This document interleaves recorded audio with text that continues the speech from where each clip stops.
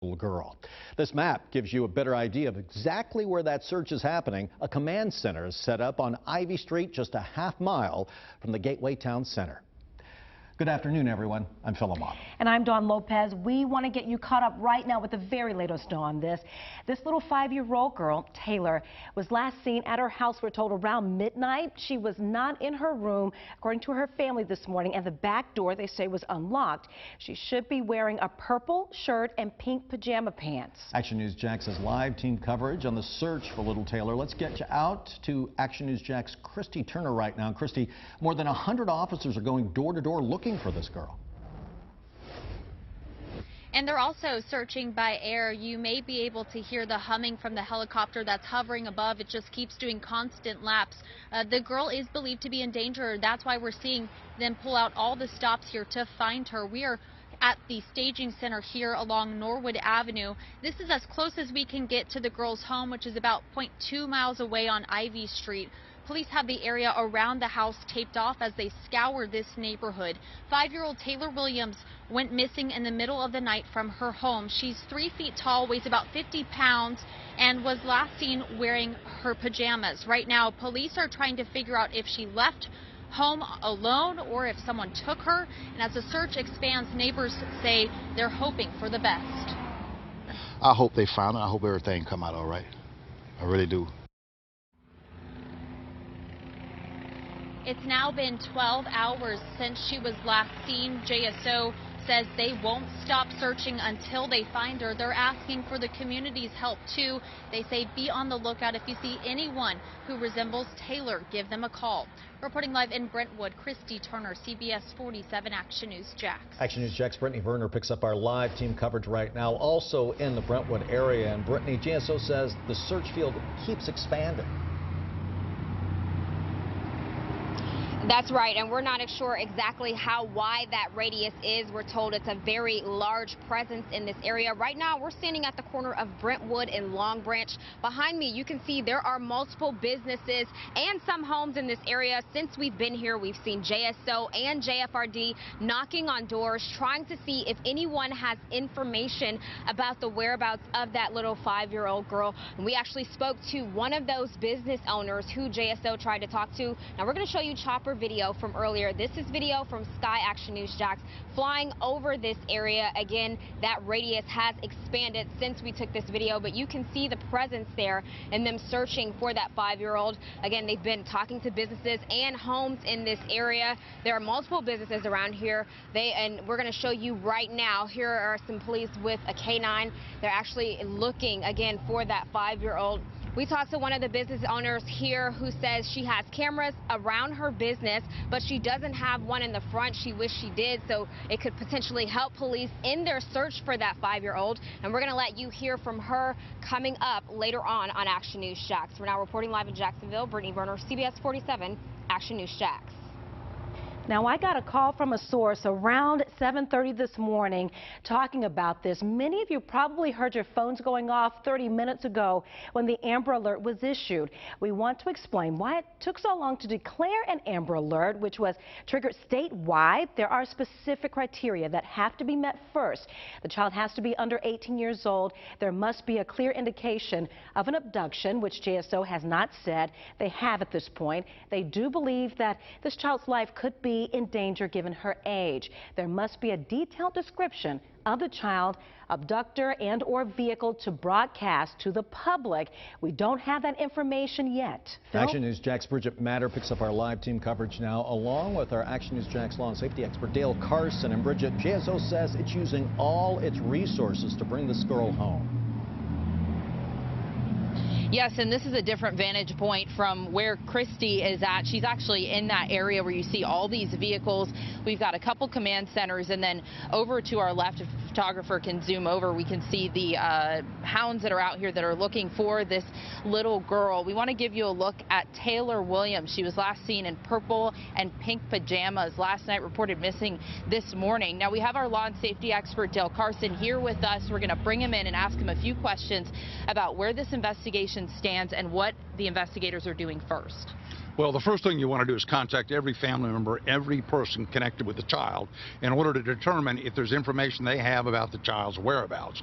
Failing that, the next thing you do is you look for any predators that may live in the area, and you're going to check those houses. And the third thing you're going to do, we've just seen, where the bloodhound will be used to take a piece of clothing from the child and begin the process of searching in a circular motion to determine if the scent of the child is picked up. The next thing they'll do is start pulling camera videotapes from traffic cameras to see if there are any interesting vehicles in the area. And of course, you're going to interview every neighbor you can find to see if there's been any unusual activity today or during the course of the week that related to the child. We've seen missing children in Jacksonville before, but a search this large isn't common. Does that say anything? Well, I think we've learned our lesson.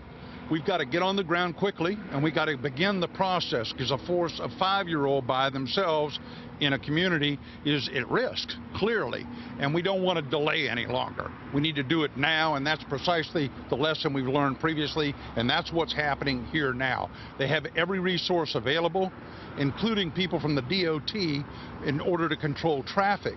So the effort now is, we've learned the lesson, and now we're in a fight to find this child before anything untoward happens. Is there anything that people in the area need to be doing to help? There is. Children will wander off, and they will hide in the most obscure places. I mean, they could hide inside a dog house. They could hide just inside the weeds and be asleep. So everyone needs to check their yards, to check areas that a child could potentially have access to. And remember, a 5-year-old child's curious, so they will climb on things. They'll be in areas that you might not think they are because they're curious. So you should check anything. If you're in this area, you need to be looking around your home to see whether that child is there. Thank you, Dale. That's good advice. If you are in this area, make sure you check your backyards. Just check any surrounding areas where a child could be hiding. We do have that picture that we are sharing heavily on social media. Make sure you share that as well, and we'll stay on top of this throughout the day until this little girl is found. Back to you guys. Right, thanks, Bridget. And again, when a child goes missing, one of the first things that law enforcement will do is locate sex offenders in the area and also question them. Sure, Dale just mentioned that to Bridget. Our team coverage continues now with Action News Jack's Paige Kelton live in the studio. And Paige, you're looking at how many sexual offenders live in Taylor Williams' neighborhood. Yeah, we heard Dale say it. We searched her address in the sex offender database, and this is what the wide view of that Brentwood neighborhood looks like.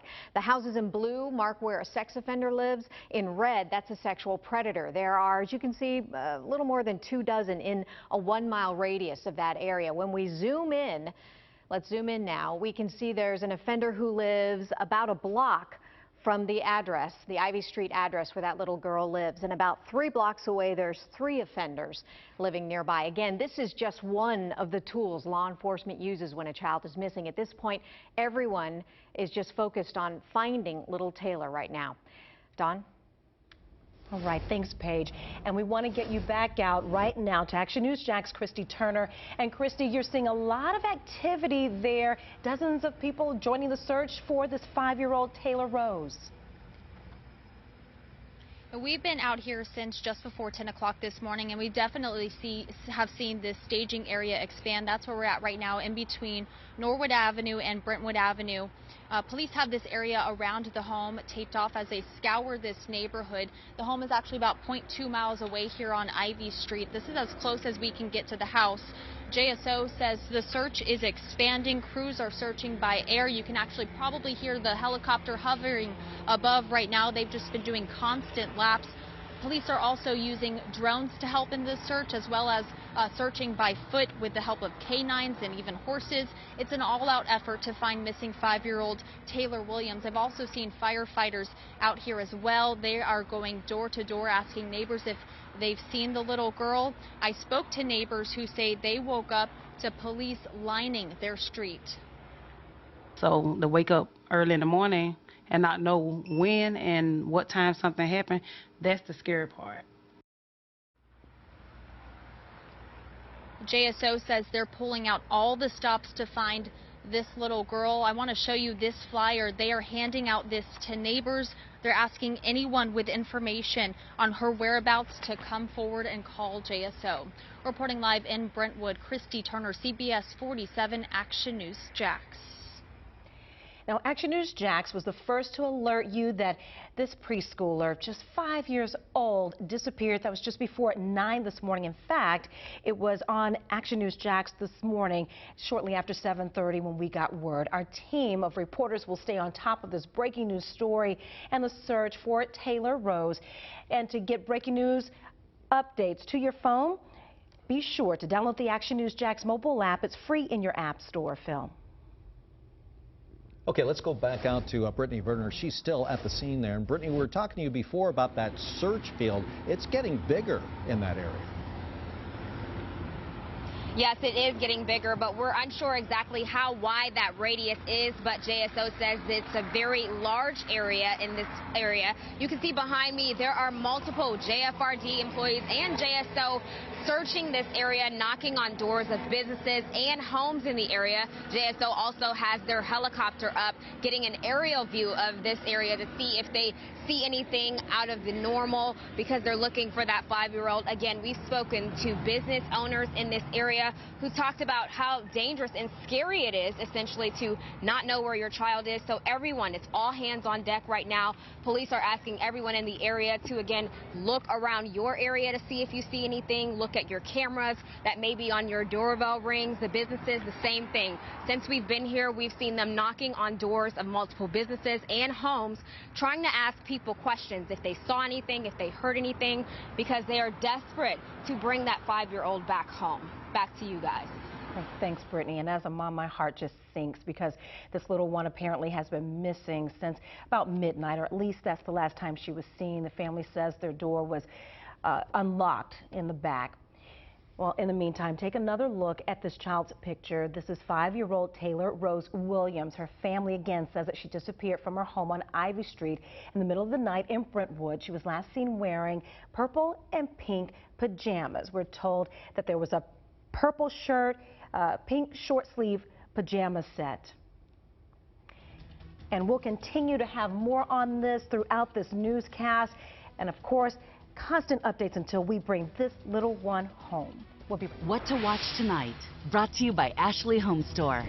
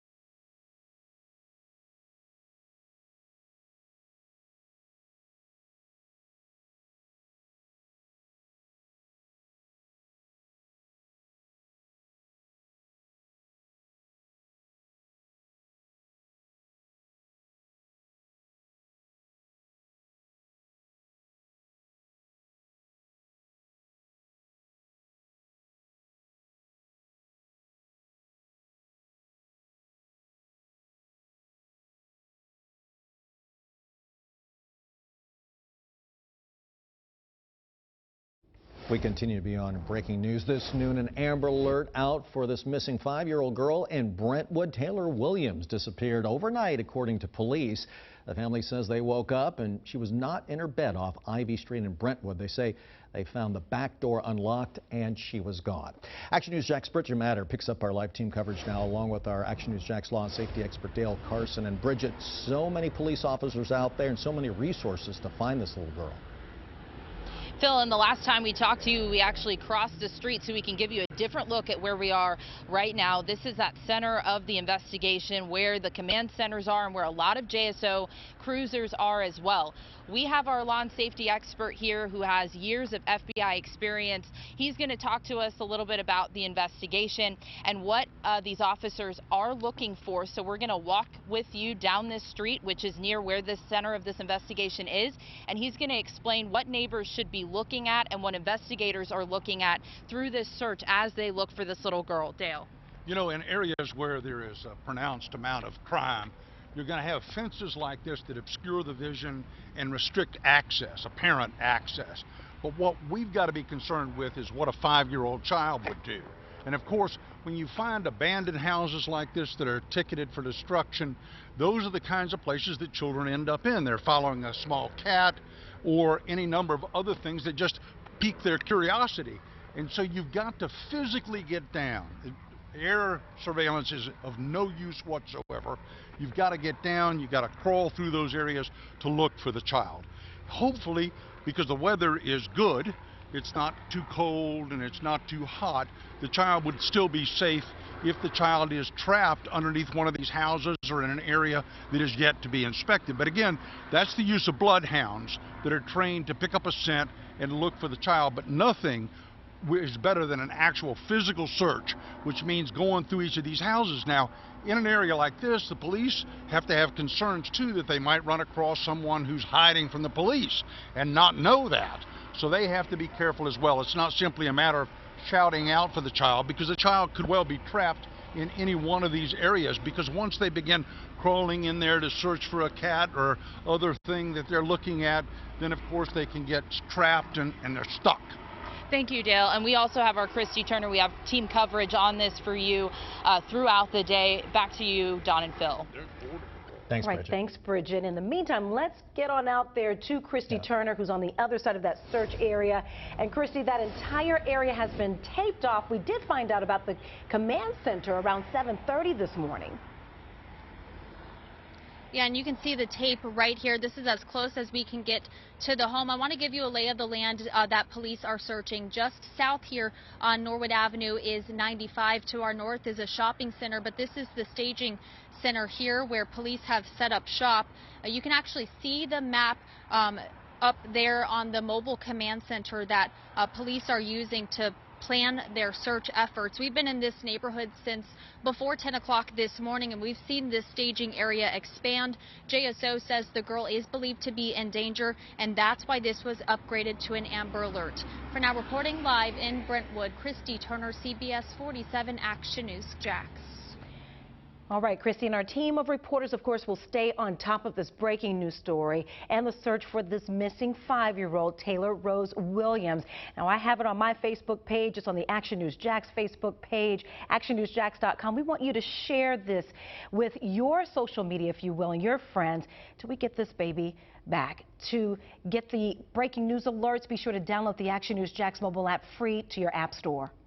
Now, certified Jacksonville's most accurate forecast. Action News Jax First Alert Weather. Live look outside this noon, our beautiful St. Augustine First Alert Skycam network. You can see the blue sky, some high, thin clouds. Temperatures on their way up, 79 in St. Augustine. There's that north-northeast wind at 15. The wind already brisk along the coast, and it's going to stay that way most of the afternoon into the evening. But those of you inland, too, you are going to be noticing this breeze all the way through the evening commute. commute. The numbers too about 10 to 15 miles per hour. To go with, the temperatures in the mid 70s to around 80 degrees the farther inland you are. There's Middleburg at 80, Lake City 78, 79 Lake Butler, and then 79 degrees in Blackshear and Nahunta. There's no rain on 5 Sweet First Alert Doppler HD. It is a mostly dry day, but we're going to continue to see these bands of clouds. They may bring a sprinkle here or there, but the main threat for rain today is going to be well to the south